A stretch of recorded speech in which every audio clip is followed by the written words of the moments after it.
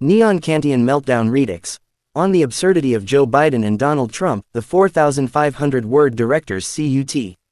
The club is a sensory deprivation chamber disguised as a comedy venue, a concrete box buried deep beneath the pavement where the air quality index is permanently set to lung failure, and the walls sweat a mixture of nicotine, despair, and forgotten ideologies. The tables are sticky with the residue of spilled drinks and abandoned dreams, arranged like tombstones in a graveyard of cultural relevance. In the perfect, terrifying center of this void stands John Zerga Jr., the patron saint of the caffeinated apocalypse, a man vibrating at a frequency that makes the cheap glassware rattle. One match explodes like a courtroom exhibit, a sudden, violent flare that backlights a face that looks as if Kafka's trial summons grew a beard, stopped sleeping, and took up chain smoking as a religious vocation. He uses the match to light a cigarette that looks like it has already lived through 3 administrations and a recession, inhaling until half the tobacco relocates permanently into his bloodstream. He holds the smoke in, savoring the toxicity, then flicks the flame away into the darkness as if he is severing humanity's final tether to rationality. Then, with a concussive thud that shakes the dust from the rafters, a harsh white spotlight slams into him like the TSA catching you with a copy of the Critique of Pure Reason in your carry-on luggage. He stands there, pinned by the light, clutching the tattered Kant tome in one hand like a weapon and a grease-stained fast food bag in the other, which is now stamped, nutritional guidance provided by whoever paid for the lobbyist. He doesn't smile. He stares at the audience, the huddled masses of the confused, the weary, and the algorithmically dazed, with the look of a man who has just read the terms and conditions of reality and found a breach of contract so profound it requires an exorcism. He hurls the bag into the front row, letting it ricochet across a table like a failed bipartisan bill. "There's your joke," he growls, his voice sounding like gravel dragged through a congressional hearing.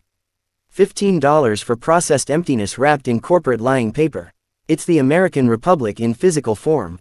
It's greasy, it's bad for your heart, and you bought it because you were afraid of cooking something real.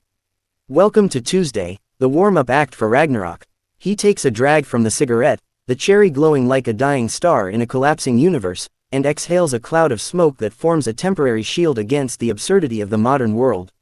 "Listen up, my gorgeous, doomed hockey pucks," he begins, pacing the stage with the manic energy of a street preacher who has seen the face of God and found it was just a mirror reflecting a broken slot machine.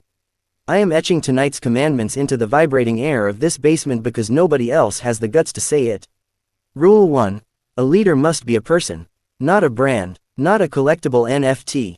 Not a hologram rendered by an angry algorithm on a server farm in Northern Virginia, but an actual locus of reason and will. A being operating from the logos, not from the whims of a focus group or the algorithmic dictates of a digital oracle." He gestures broadly with the book, pages flapping like subpoenas serving notice on reality itself. What we are watching with the twin specters of Biden and Trump is the terminal failure of Plato's cave maintenance protocol.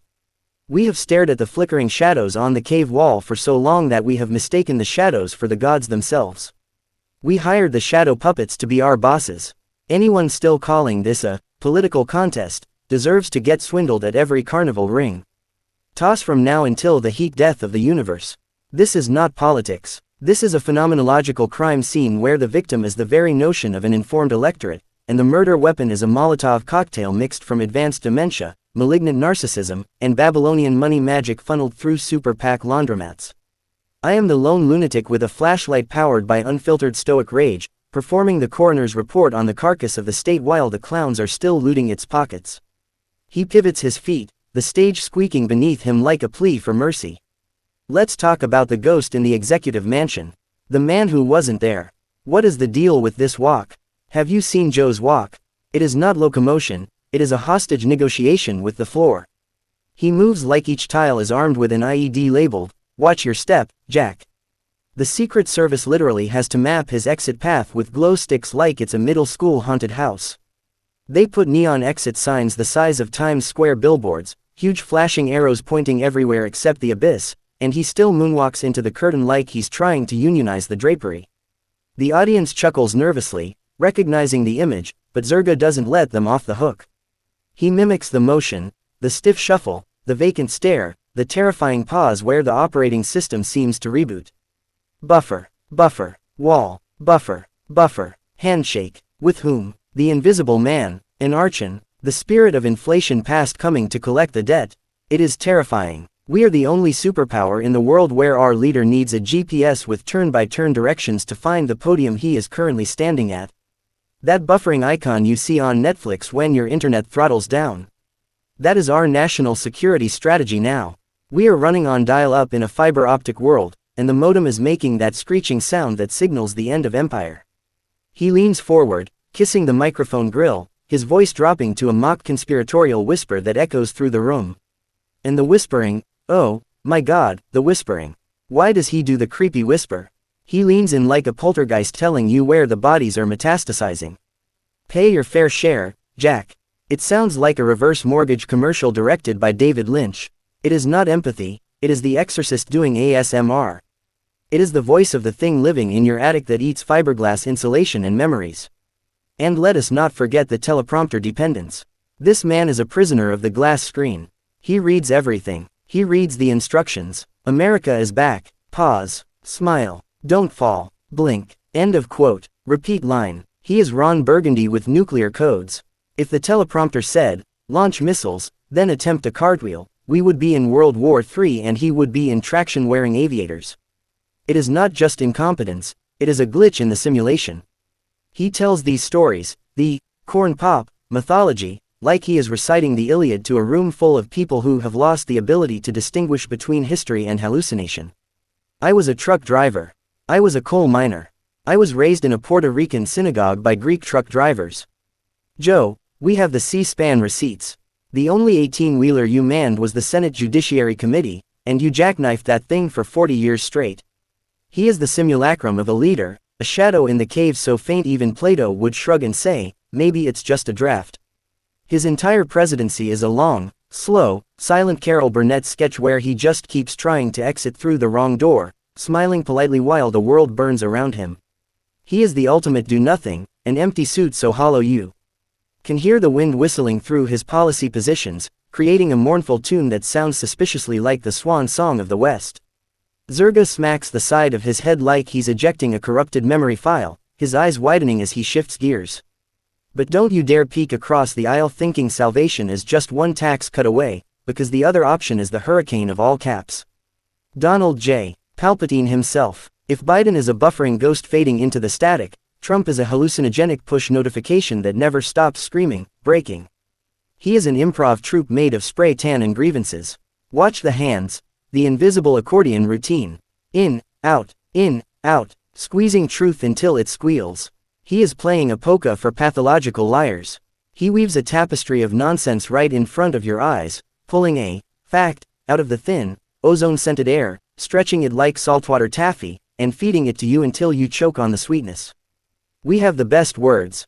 The biggest words. People come up to me, big strong men, Navy SEALs, crying like babies, saying sir.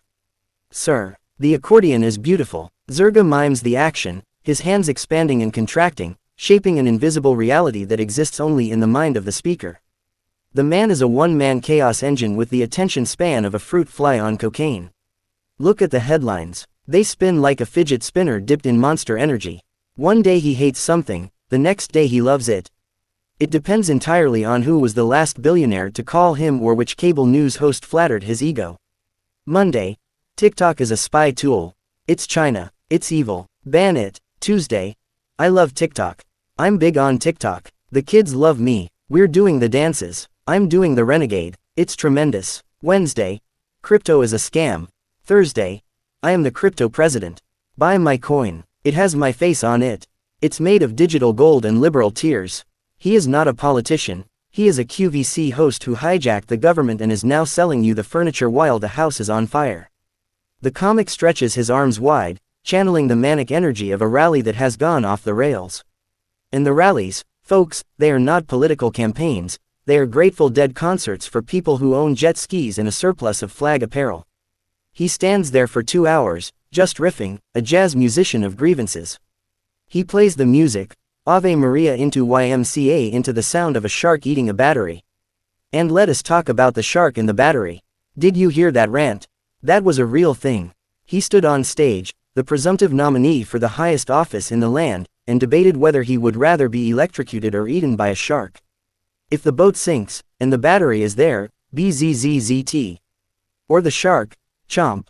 I'll take electrocution, folks. The shark is a nasty guy. Very unfair. What are you talking about? You are running for President of the United States, and you are worried about hypothetical nautical scenarios involving Jaws. And the concept of a plan. I have a concept of a plan. That is what I tell my landlord when I don't have the rent. I don't have the money, Mr. Roper, but I have a concept of a check. It's very theoretical. It's in the quantum realm. He is bulletproof. He takes a mugshot, a booking photo, the lowest moment in a man's life, and he puts it on a t-shirt. He made millions off the mugshot. He looked at the camera like he was trying to intimidate the lens itself. He is the Joker without the makeup, Bane with a payment plan, a chaos engine fueled by all caps press releases and Diet Coke. He monetizes every calamity. He sells Bibles. The God Bless the USA Bible. Does it have a foreword by him? In the beginning, God created the heavens and the earth, and it was good. Not as good as Mar-a-Lago, but frankly, very good. Many people are saying God did a great job. He is selling you salvation with a markup, and you are buying it because you are desperate for a miracle. Zerga inhales deeply, his shoulders rising like inflation charts, and glares at the audience with a mixture of pity and contempt. Meanwhile, you, the respectable seat fillers of this democratic vaudeville, have that look. I can smell it, hand sanitizer, dread, a hint of burnt credit score. You think the theatrics stop at the presidency. You think the stupidity is contained in the Oval Office. Oh, no, it trickles down. It infects the bloodstream. Look at the culture wars. Look at the dietary wars. Attorney General Ken Paxton just launched a multi-state broadside against the scientific report of the 2025 dietary guidelines because it dared suggest, heaven forbid, that peas and soy might occasionally be useful. He writes a letter to the incoming Trump administration and Secretary Robert F. Kennedy Jr., screaming, "This report appeases left-wing kale propagandists. We live in a country where the Attorney General is sending hate mail about legumes. And people are clapping like he just liberated Normandy. Paxton's out there defending beef like it's the Alamo, insisting red meat is all that stands between us and moral collapse. The demonization of beef is antithetical to reality. Sure, Ken, but maybe demonizing corruption should have made the list too. Maybe you should worry less about the soy content of a burger and more about the indictment content of your own career. This is where we are. The miracle of photosynthesis now has a partisan affiliation, and your protein choices might be subpoenaed. If you eat a salad, you're a communist. If you eat a steak, you're a patriot. It's biological madness. It is the politicization of the digestive tract. He flips open the Kant book like it's a sacred script, reads a line that makes him grimace, then slams it shut, sending a cloud of dust into the spotlight. They don't speak to you, they emit sonic branding. Biden chants, "Build back better," soul of the nation, phrases so translucent you can see the lobbyist standing behind the syllables. It is Pavlovian marketing for the heavily medicated. Trump bellows, fake news, rigged, perfect, nuking nuance like it's a parking meter. These words aren't descriptors, they're incantations. He says, perfect call, because he's literally alchemizing a felony into a virtue mid-sentence. They've weaponized the dialectic. Unity means conform or be memory hold. Freedom means let me sell you commemorative coins made of your savings. Democracy is the cover story for siphoning your outrage into small dollar drip campaigns. You, yes you with the IPA, are not citizens tonight. Your data points. You are being milked for engagement and reverse engineered into fundraising copy. Customer service. You're not customers, you're livestock with Wi-Fi. The discourse has devolved into an infinite TPS report from Office Space, a sea of meaningless jargon designed to obscure the simple, brutal truth. They are stealing your future using a thesaurus and a bundler. You think it's incompetence. You think it's a clown fiesta that got out of hand. Wrong. This is the script. This is custodial management in its final, decadent phase. We are not in a democracy, we are trapped in a scene from Brazil directed by the Archons. Biden is the hapless, low-level bureaucrat Sam Lowry, lost in the infinite, paperwork-laden Ministry of Information, desperately trying to fix a glitch named reality, but he can't find the right form, he can't remember the department, he's chasing a dream girl who is actually a terrorist, and he's ultimately captured and tortured by his own system, smiling vacantly as his mind is erased to the Muzak version of Hail to the Chief. And Trump, Trump is Roy Batty from Blade Runner if Roy Batty had a real estate license and a loyalty program. I've seen things you people wouldn't believe.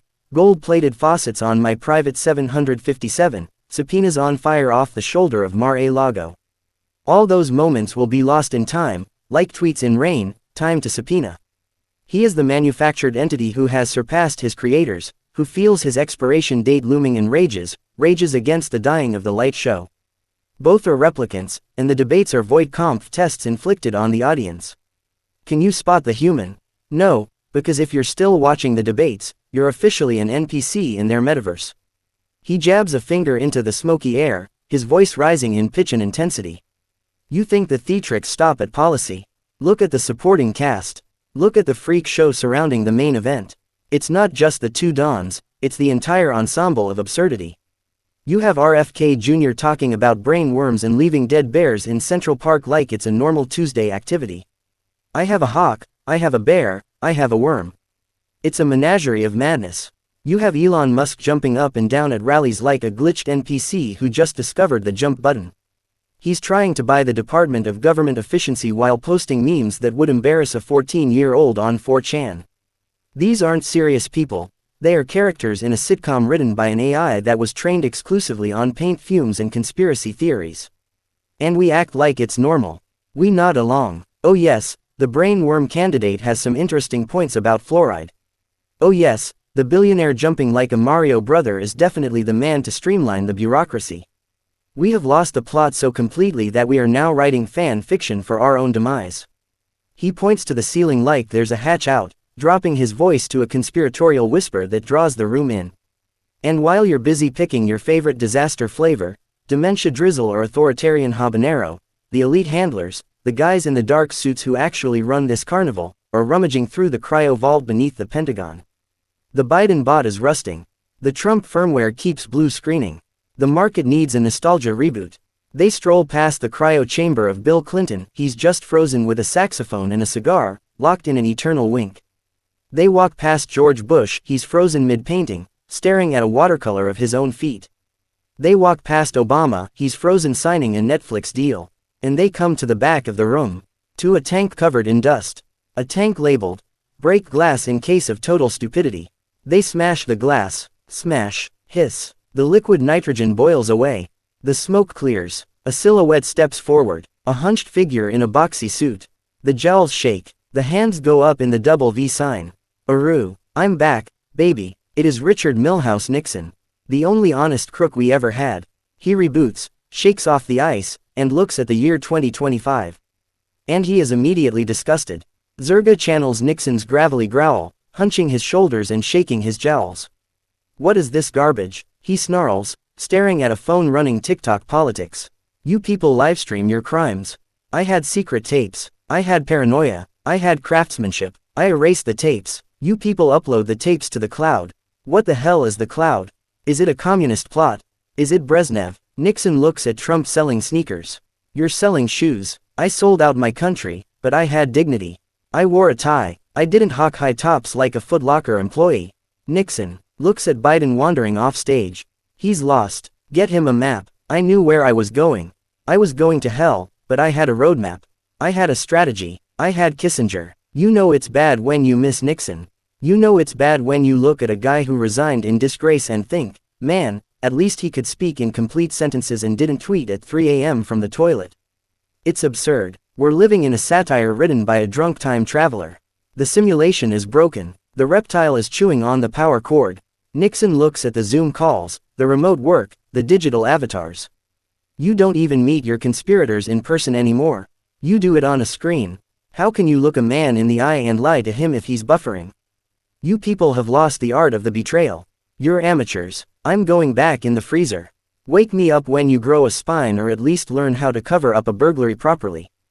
Zerga sweeps his arm across the audience, encompassing every table, every drink, every glowing phone screen. Meanwhile, look at you. Look at us. You're glued to your phones right now. I see the blue light reflecting in your glasses, the zombie glow of the eternal scroll. You're auctioning your attention to the highest bidding outrage vendor. You treat politics like Yankees versus Red Sox while the stadium is on fire and the owners are sipping champagne in the VIP bunker. Your Spartans polishing your shields after the Persians have already set up an Airbnb inside the gates. Your samurai dueling over the font choices on the family crest while the shogunate burns to the ground. You have the honor of a Walmart greeter and the discipline of a squirrel on espresso. They aren't farming votes, you dummies. They're farming your cortisol, your fear, your tribal loyalty, your doomscrolling. They package it as data, they resell it as narrative, and they feed it back to you as engagement. This isn't left versus right. Get that 20th century nonsense out of your head. That is the division magic. That is the ancient spell. It is top-down custodial management. A ritual of submission scripted by the archons and staged by consultants who live in zip codes you aren't allowed to visit. Biden is the lullaby telling you to go back to sleep. Trust the experts. Build back better. Don't notice the lobbyists writing the bedtime stories. Trump is the air raid siren telling you to wake up and punch your neighbor while he swaps out the flight plan for self-care. One hand rocks the cradle, the other rattles the cage, both siphon your loosh like spiritual vampires in Brooks Brothers suits. The system isn't broken, it's functioning flawlessly. Distract, divide, devour. Zerga's voice crescendos into an apocalyptic sermon, his pacing becoming frantic, his eyes wild with the fervor of the converted. We are hurtling toward the cliff in a clown car stuffed with glitching replicants, and you're still arguing over the playlist. I prefer the Dementia remix. No, give me the authoritarian dubstep. You are Fredo in the boat begging for a different canoe while the dawn kisses your forehead. You're subsidizing your own gaslighting. The Nephilim are in the backseat making TikToks, the Archons are skimming the ad revenue, and you're trying to decide if soy is treason because Ken Paxton sent a sternly worded PDF. Wake up, you beautiful meat suits. Smell the bug shit. Your categorical imperative, your duty to your own soul, isn't to pick a mascot, it's to refuse the binary. It's to crash the cave wall. This is a Voight-Kampff test for the entire species, and we are all failing. The debates are rituals designed to see if you can tell the replicant from the human, but the punchline is there are no humans on stage. We are NPCs chanting team slogans while the real power sits in private equity boardrooms naming yachts after your foreclosed homes. Biden's whisper is a lullaby, Trump's shout is an air horn, but the outcome is the same, your attention is collateral. Your outrage is LED lighting for their altars. Your donations are candles at the shrine of managed decline. We have entered the age of capitalist realism, where it is easier to imagine the end of the world than the end of this election cycle. We are trapped in the amber of our own indifference, preserved for future archaeologists to study as the species that memed itself into extinction. Zerga plants his feet, cigarette ash falling like confetti on the stage floor. He looks at the Kant book one last time, holding it up like a holy relic before dropping it. It hits the floor with a flat, final sound that echoes in the silence. So here's the closing argument, the last match scraped across the dark, reject the choice. Refuse the vibes war. Tear down the cave wall even if the sunlight incinerates the algorithm straight out of your skull. It's not about picking the lesser glitch. It's about realizing the operating system itself was coded by the same archons that sell you dietary guidelines without mentioning the lobbyists writing the footnotes. Stop being the battery. Stop feeding the ritual. Stop letting them harvest your loosh for a 2% engagement bump on a platform owned by a surveillance state. There is no cheat code. There is no hidden DLC candidate thawing out with Nixon. There is no superhero coming to save you from the cringe. There's just you. There's just me. There's just this basement. And there is the uncomfortable, radioactive truth that the system is working exactly as designed. He inhales the final drag, letting it burn all the way down to the filter, the heat threatening to blister his fingers. You paid for the ticket, you fueled the dumpster fire, and now the clown car is asking for a tip. Don't just clap. Don't just meme. Don't just donate to the latest panic button. Walk out the door, smash the simulation, unplug their outrage milking machine, and remember, if you're still debating which elderly replicant gets the nuclear codes, you're the punchline. The joke isn't on them, it's on you. It's on us. It's on the very idea that we are free agents in a world scripted by algorithms and fueled by the combustion of our own sanity. So go ahead, walk out into the night. Look at the moon and ask yourself if it's real or just a projection paid for by a super PAC. And if you can't tell the difference, then welcome to the show, folks. Welcome to the permanent Tuesday at the end of history. He flicks the dead cigarette into the darkness, its arc a tiny, dying meteor. He lets the silence stretch to the breaking point, a tension that threatens to snap the room in half, and exits without asking for permission, leaving the audience alone with the blinding light of unfiltered truth and a hangover that tastes like accountability.